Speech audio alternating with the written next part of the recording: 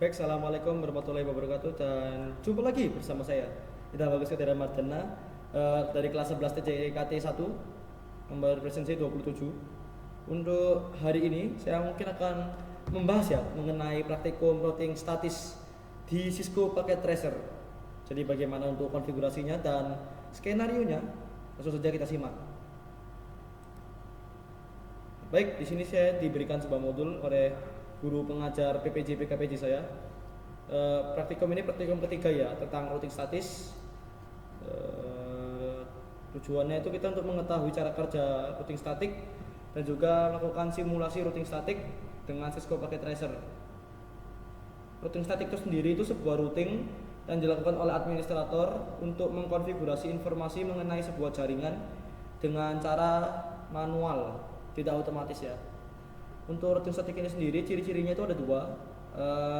Jalur spesifiknya itu ditentukan oleh administrator dan juga pengisian tabel routing itu dilakukan secara manual oleh admin jaringan atau administratornya ya.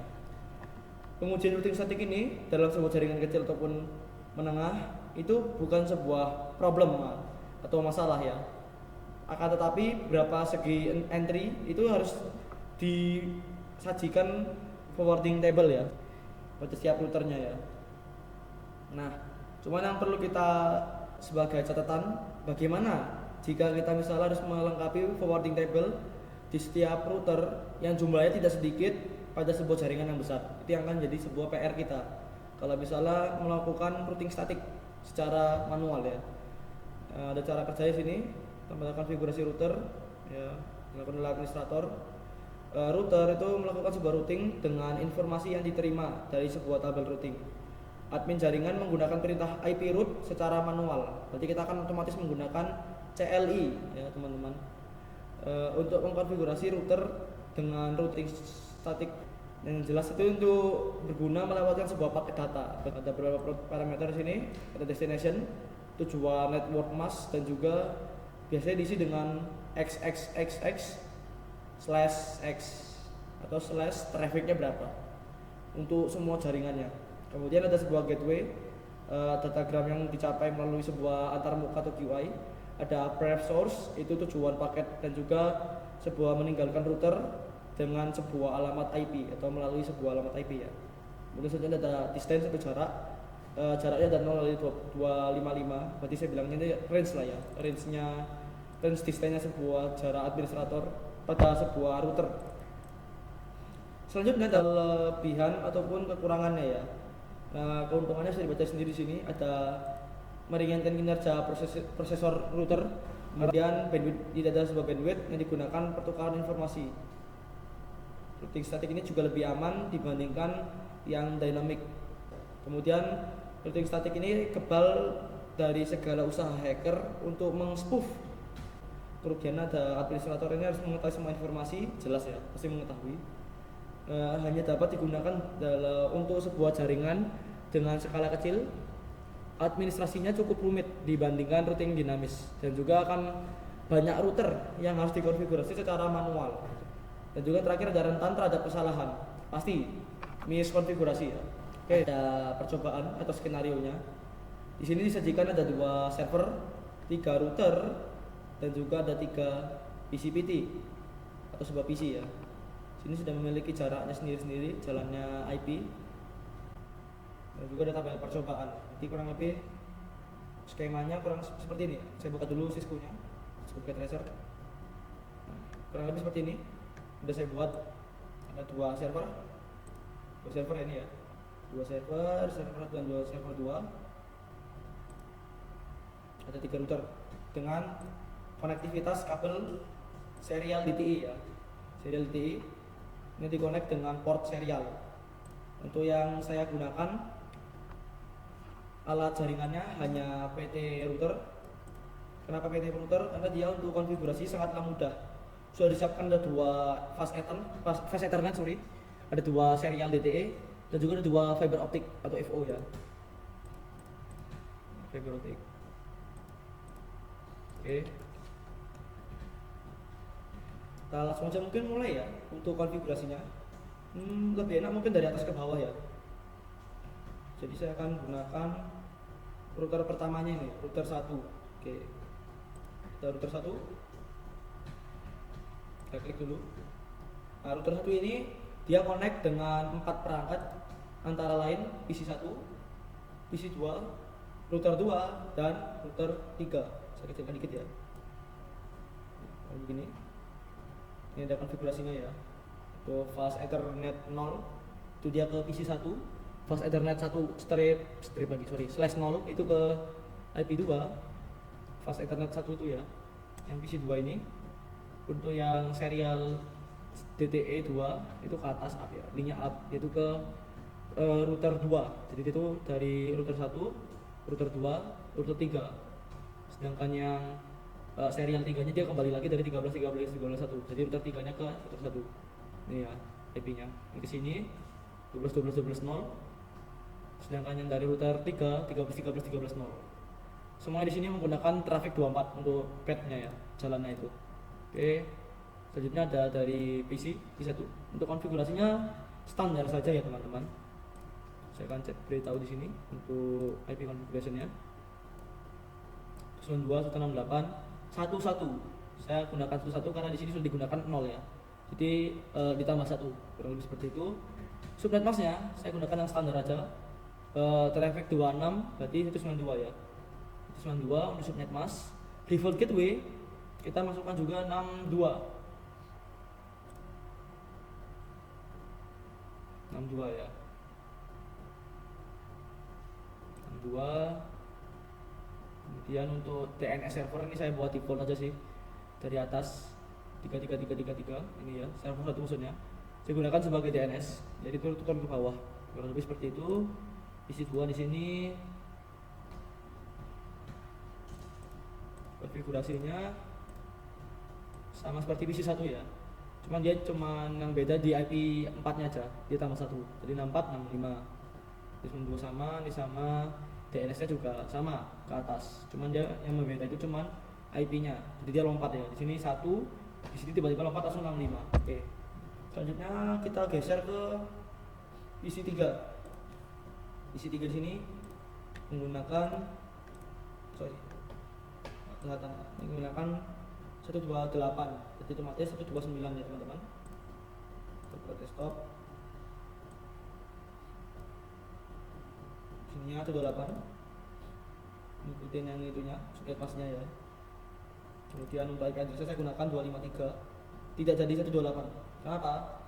Ini sudah saya pernah tes juga untuk 128. Jadi 129 juga, itu tidak bisa. Jadi ketika kita send PDU ataupun tracer, dia tersendat-sendat. Kemudian untuk default gateway dan DNS saya gunakan sebagai default sama seperti PC 1 dan 2 ya. Itu kemudian itu router. Nah, untuk router ini kita konfigurasinya enable dulu. Kita sudah enable, jangan ke root, kemudian IP config configure ya.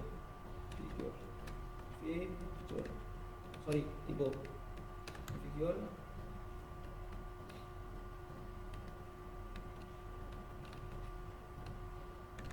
Nggak bisa dihapus.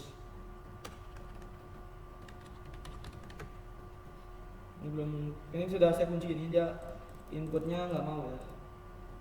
Kenapa nggak mau? Karena saya sudah setting secara GUI dengan statik ya. Jadi seperti ini. Kita buka lagi tabelnya. Kita router 1. Saya kecilkan dulu ya.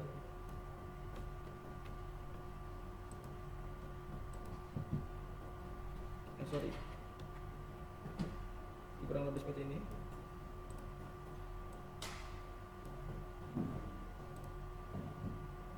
Kita router 1. Sebentar, kelihatan ya. Router 1. Ini saya masukkan yang 333 dulu. Kenapa yang 333? Karena dia tuh trafiknya atas dulu. Jadi saya masukkan 333. Untuk yang server 1 ya. Jadi saya gunakan itu dulu. Jembatannya ke atas. Kemudian lewat router 3. Jadi 13. Kemudian selanjutnya ada 43 itu yang server 2. Ini ya, server 2 dengan jalur yang sama, yaitu router 3. Dan terakhir ini ada 192, 168, 128. Itu ada PC 3. Ini ya. Saya gunakan jalurnya router 2. Ini router 2. Saya kembali ke router 1. Lebih seperti itu. Untuk inputnya cukup diketikkan saja ya. Tiap-tiap router ini, router destination atau output destinationnya, kemudian net mask, juga ada next hop atau gateway. Sini network ya, network next hop, sorry. Saya bukan sini.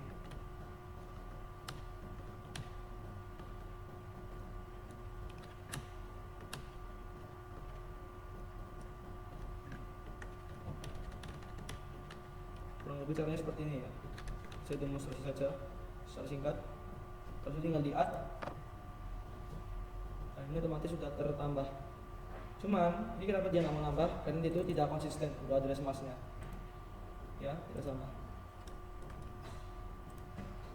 Tambah 8. Ini tinggal namanya IP root nambahnya. Hapus dulu ya.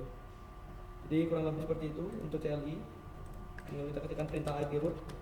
Kemudian IP mana yang mau dimasukkan? Contohnya 268.128. Dia masuk net mask. Terakhir tinggal next hopnya saja. Ini sudah selesai.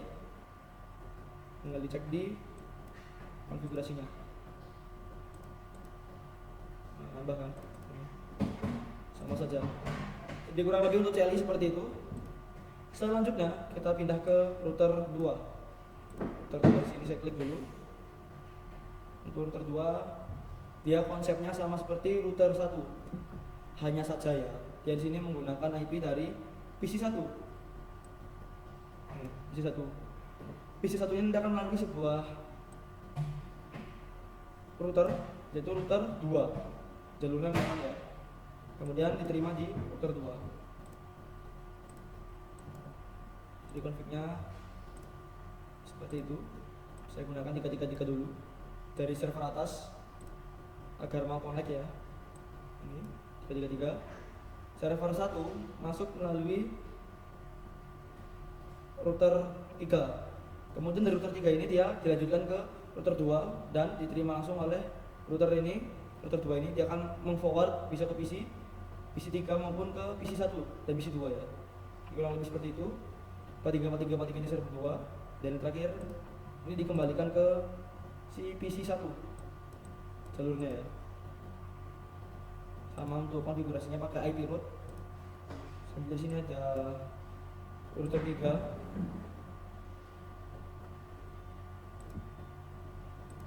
Ini ada 2 saja ya teman-teman. Kenapa cuma 2? Karena saya lanjutkan dari PC ini, PC 1 yang 025 dan juga dari PC 3 itu 0 ya. Ini PC 3. Jadi karena di sini kita mengetikkan 0, otomatis kan untuk device dia kan nambah 1 ya. Kalau saya 0 juga ditabrakan. Itu alasannya kenapa saya tambah 1 ya. Kemudian di server sekarang ya. Server konfigurasinya standar saja. Saya gunakan 33333 kemudian 1. Ini nambah 1. Untuk subnet mask kita defaultkan 255.255.2550. Untuk gateway-nya saya gunakan yang 333 tapi ada 3. DNS saya biarkan. Kenapa saya biarkan? Karena dia di sini tidak support DNS ya. Tidak disuruh memberikan DNS. Jadi saya kosongkan. Sedangkan untuk PC dia akan otomatis connect ke gateway-nya si server 1 melalui sebuah DNS. Jadi DNS-nya otomatis akan jadi 3333. Seperti ini.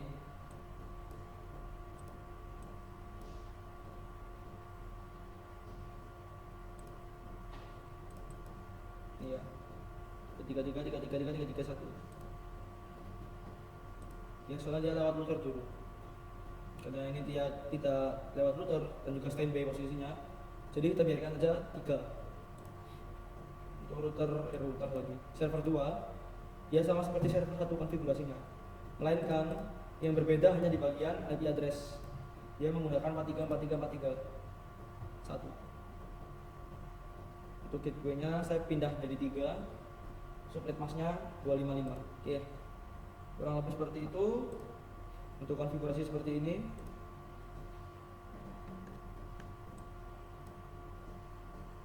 Ini konfigurasinya.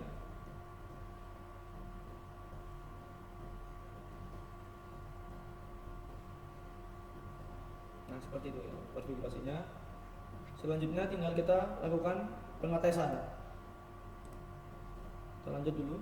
Jadi ini sudah saya masukkan semua secara manual ya, menggunakan IP root melalui sebuah CLI atau command line interface di router ya. CLI ini ya. Sini. Tinggal dimasukkan aja manual IP root. Oke. Selanjutnya kita akan pindah ke mode simulasi. Kemudian kita buat skenario seperti berikut. Untuk filternya yang di enable hanya IP versi 4 yaitu ICMP. Oke. Simulation mode soal ICMP ya. ICMP. Kirimkan paket sampel PDU dari PC 1 ke 2, 1 ke 3. Lalu amati PDU-nya. Oke. 1 2 atau 3 ya. Ini 1 2. Saya speedkan dikit ya. Set. Oh, tidak terlihat, sorry. Saya perlambat dikit. Masih file karena dia masih belum ready ya teman-teman. Jadi biarkan dulu untuk si mesin atau perangkat-perangkat jaringan komputer ini berpikir terlebih dahulu. Sorry. Saya reset lagi. Kita ulangi lagi ya. Saya speed dulu. Oke, sudah. Itu kedua, kita send. Di router 1 dia menerima. Kemudian di forward ke PC 1. Di PC 1 lagi dibaca, lagi dicek lagi. Nah, ini sudah dicek, dia kembalikan lagi melalui router 1 dan akhirnya kembali ke PC 1. Dan ini prosesnya sudah sukses. Oke. Selanjutnya kita ke PC 3. Kirim lagi, kita klik. Kita tunggu bentar. Dikirim ke dari router 1 ke router 2. Dan ini masih ditolak. Kenapa ditolak? Dia belum respon. Terus lagi. Kita tunggu sebentar. Lalu kita forward lagi ya. Start lagi. Diterima di router 1. Router 2 juga menerima. Dikirimkan lagi ke PC 3 dan dikembalikan lagi ke router 2. Lalu router 1 dan akhirnya kembali ke PC 1. Sukses. Selanjutnya kita ke server ya teman-teman. Ini server 1, server 2. Kemudian dari PC 3 ke seluruhnya. Oke. Jadi langsung aja. Server 1 start dulu. Ini router 1 ya. Forward lagi router 3. Ini masih nggak mau. Jadi kita tunggu lagi. Kita kirim.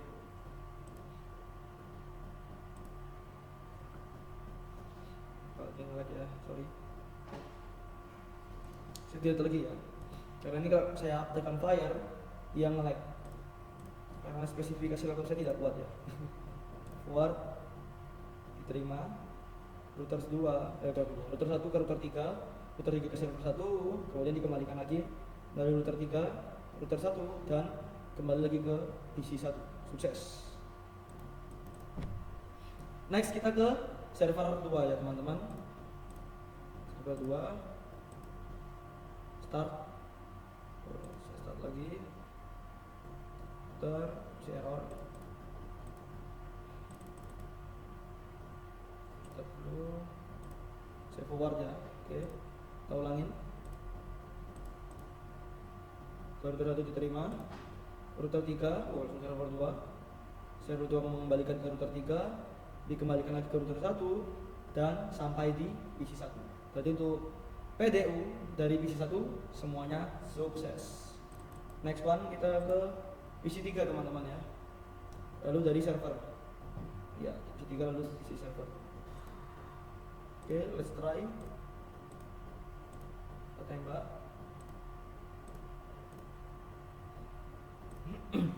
Saya langsung kirimkan 2 di sini ya. Ini masuk, diterima. dan juga kembali.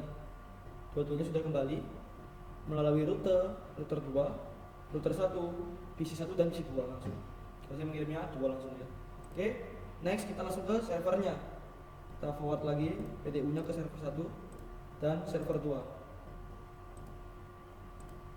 Saya kecilkan dikit ya. Dikit. Kita start. Router 2, router 3, server 1, kemudian yang dari server 2 dia langsung server 2, kemudian server 2 kembali lagi ke router 3, router 2 dan kembali ke router 1. Jadi PDU udah sukses untuk dari PC 3 ya. Next one kita akan tes dari server. Saya zoom dulu. Nah, mungkin saya akan buat langsung ya, langsung banyak. Apa yang terjadi? Apakah akan tabrakan trafiknya atau gimana? Unos. Saya zoom buat 4 ya.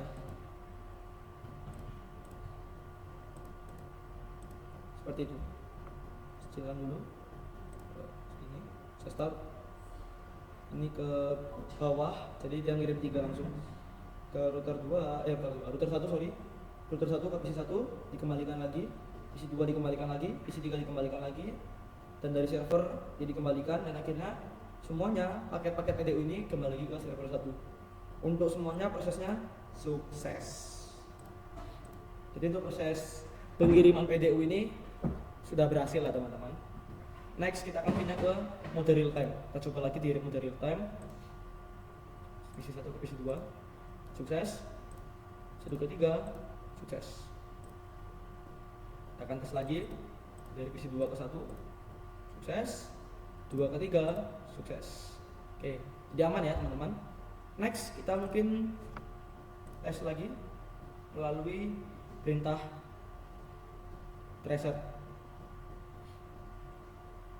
tracing ini ya, tracer berarti ya, tracer. Test drive langsung banyak ya teman-teman. Saya besarkan dikit biar kelihatan.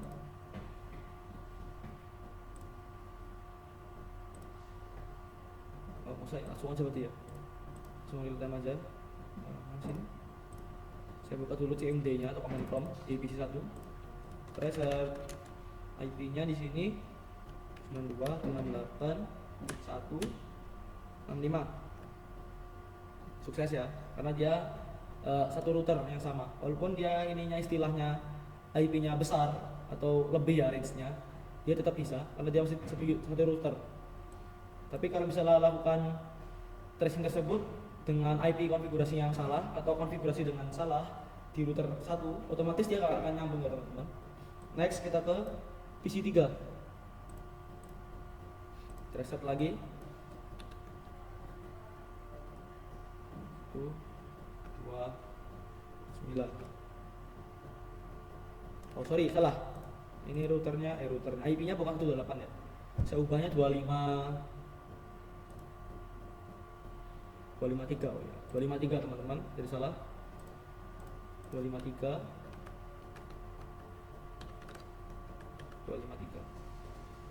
Nah ini connect. Ada 3 ya. 3 yang sebelumnya 2, yang ini 3.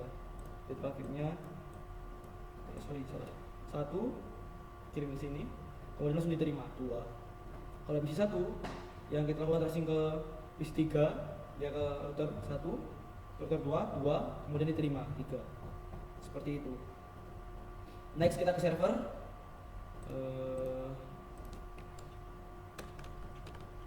333 ya. 3. Nah, cuman 2. Dia ngirim ke router 1, diterima router 1, dikirim ke router 3, dia langsung forward ke server, jadi otomatis. Next ke server 2 ya. 433 1. Ini 3 1 ke router, dia forward dulu ke router 2. Habis ke router 2 ke server router 3. Habis ke router 3 dia baru diterima langsung oleh server 2. Seperti itu. Berarti untuk tracingnya udah selesai, aman ya. Saya akan tes juga dari server 2 ya. Mungkin server 2 tracer satu kali, dipantulin masuk aman. Next ke PC 1 92 98 1 1 3 kali ya. Jadi mengirimkan dulu ke router 3 ke router 2 ke router 1 dan langsung diterima. Ini terakhir ke sama dengan poin 3, di tracing lagi ya. Kita tracing lagi untuk PC 2 68 165 masuk aman ya. Selanjutnya kita next tracing lagi ke PC 3 253 sama 3. Karena untuk servernya sendiri dia diputar dulu melalui router seperti itu ya. Jadi untuk proses tracer sudah selesai, dan juga untuk konektivitas pada topologi jaringan static routing ini sudah aman dan juga sudah selesai ya. Saya tes ping mungkin ya, kita tes ping. Kita coba ping ya, ping 268 dia terhubung, apply. Jadi semuanya aman ya untuk jaringannya. Nah, mungkin itu aja yang mungkin dapat saya sampaikan. Mohon maaf apabila ada salah kata dan juga salah sebut ataupun kecepatan ya. Saya Ida Bagus Kedira Mardana pamit undur diri dalam kesempatan praktek ketiga, yaitu routing statis ini. Sekian, terima kasih telah menonton dan sampai jumpa di video selanjutnya. Selamat siang dan goodbye. See you.